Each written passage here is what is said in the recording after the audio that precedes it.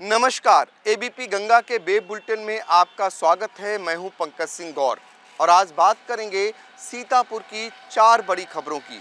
तो शुरुआत करते हैं सबसे बड़ी खबर से। यूपी बोर्ड हाई स्कूल और इंटरमीडिएट की परीक्षाएं शुरू हो गईं। 2 पालियों में हुई परीक्षाएं आज सकुशल संपन्न हुई। जो व्यापक पैमाने पर इंतजाम किए गए थे प्रशासनिक स्तर से, उसका बड़ा असर दिखाई दिया।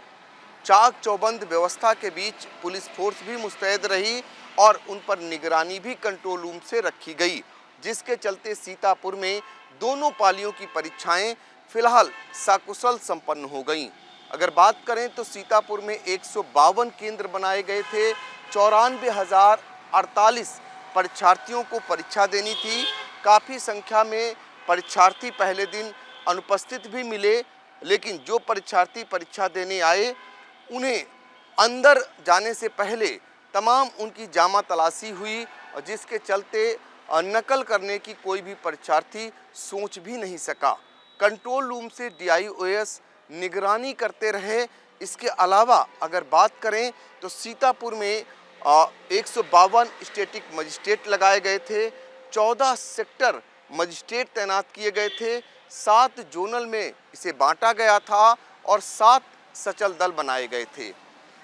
जो इंटरमीडिएट और हाई स्कूल के परीक्षार्थी हैं, इनके लिए जो परीक्षा केंद्र बनाए गए थे उसमें 21 परीक्षा केंद्रों को संवेदनशील के श्रेणी में रखा गया हुआ है, जबकि 5 ऐसे परीक्षा केंद्र हैं जिन्हें अति संवेदनशील श्रेणी में रखा गया हुआ है।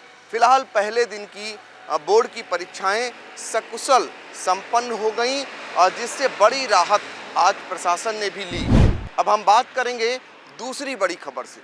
दूसरी बड़ी खबर दरअसल सायरा बानो हत्याकांड में हुए फैसले की आज आपको बताते हैं, जिसमें जिला जज मनोज कुमार तृतीय ने 12 साल पहले कचनार की रहने वाली सायरा बानो हत्याकांड के मामले में आज आजीवन कारावास की सजा सुनाई है और इसमें पूर्व प्रधान समेत 4 लोगों को आजीवन कारावास की सजा सुनाई गई है, जिसमें पिता पुत्र शामिल हैं।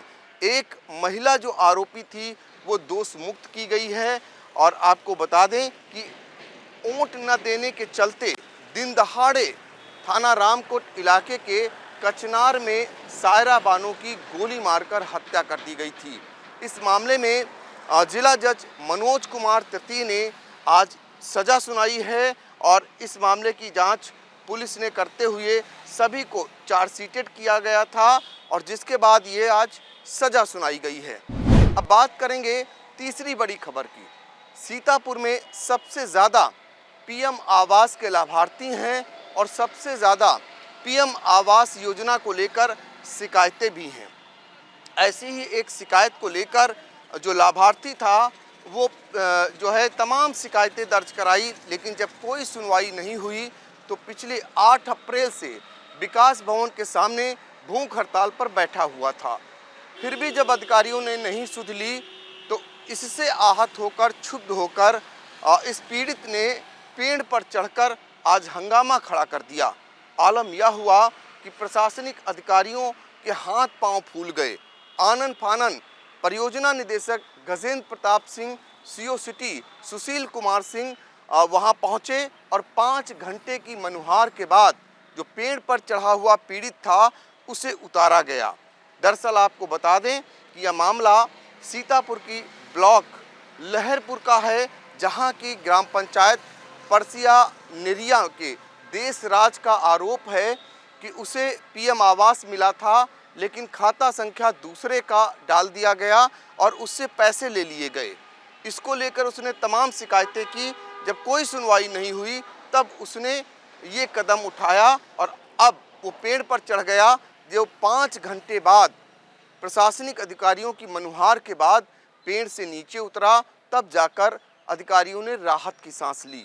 गंभीर बात तो ये है कि जिस स्थान पर देशराज पेड़ पर चढ़ा था वहां से बामुश्किल 50 मीटर की दूरी पर जिला अधिकारी और CDO के कार्यालय हैं। अब हम बात करेंगे चौथी बड़ी खबर की। चौथी बड़ी खबर दरअसल विद्युत विभाग के निविदा और संविदा कर्मचारियों से जुड़ी हुई है। जिनके कंधों पर पूरी बिजली की एक सप्लाई है और वो आजकल अपनी मांगों को लेकर आंदोलन के रास्ते पर चले गए हैं। सीतापुर के विद्युत विभाग के संविदा कर्मचारियों ने अधीक्षण अभियंता कार्यालय पर पहुंचकर अपनी मांगों को लेकर धरना दिया। उनकी मांग है कि उनसे 8 घंटे काम लिया जाए, जबकि उनसे काम 10 से 12 घंटे लिया जाता है और सिर्फ 26 दिन का उन्हें वेतन दिया जाता है। लिहाजा उन्हें 30 दिन का वेतन भी दिया जाए।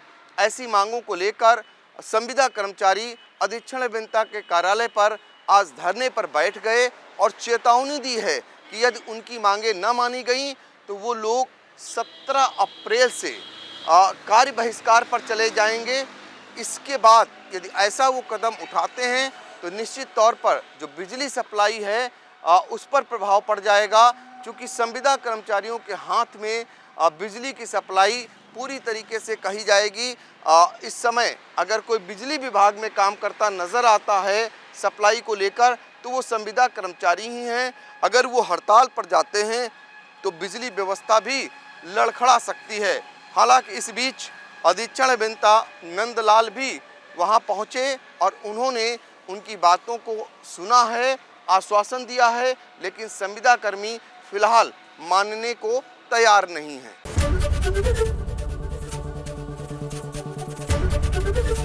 एबीपी गंगा, खबर आपकी, जुबान आपकी।